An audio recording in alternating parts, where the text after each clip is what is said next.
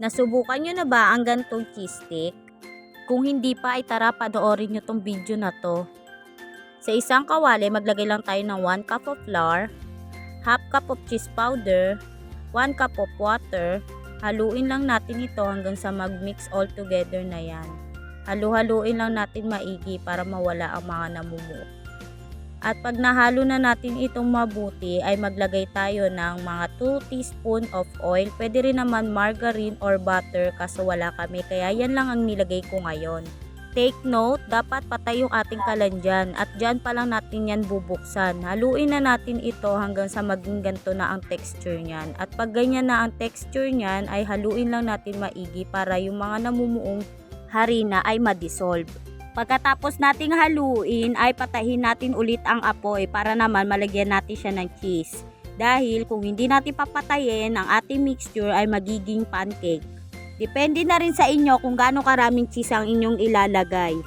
Pagkatapos nyong malagyan ng cheese ay buksan na natin ulit ang kalan at haluin lang din natin ulit ito hanggang sa humalo na ang cheese sa ating mixture. At pagkatapos iset aside lang natin ito upang lumamig. Pag lumamig na ang ating mixture ay uumpisahan na natin magbalot. Sa pagbabalot ay ganyan lang ang aking ginawa. Sa isang lumpia wrapper, hinati ko lang ito sa gitna dahil nga malaki para sa ating cheese stick. Gantong paraan ay mas marami ang magagawa nating cheese stick. Ang ginamit kong pangsara dyan ay tubig lang para magdikit yan. Ulit-ulitin lang natin ang prosesong ganyan hanggang sa matapos na natin balutin ang lahat ng yan. Pag nakuha na natin ang tamang pagbabalot ay mas mabilis na natin ito mababalot lahat.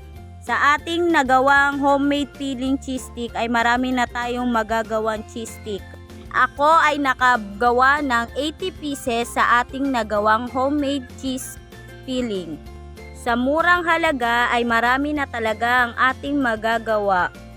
Lalong-lalo na pang merienda ng ating mga chikiting. Pwede rin natin itong ipambenta dahil napakalaki ang inyong maitutubo.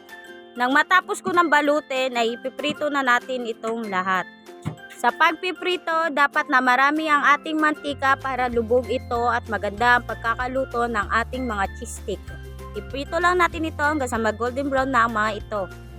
Sa ginawa natin ito, meron na tayong masarap na merienda at napakarami pa nito para sa ating pamilya. Kaya kung gusto nyo rin ang Only Cheese Stick, masarap at napakarami pa, ay magluto na rin kayo. At ayan, luto na ang ating homemade cheese stick. Napakasarap at napakalutong pa. Yun lang guys for today's video. Kain tayo. Bye-bye!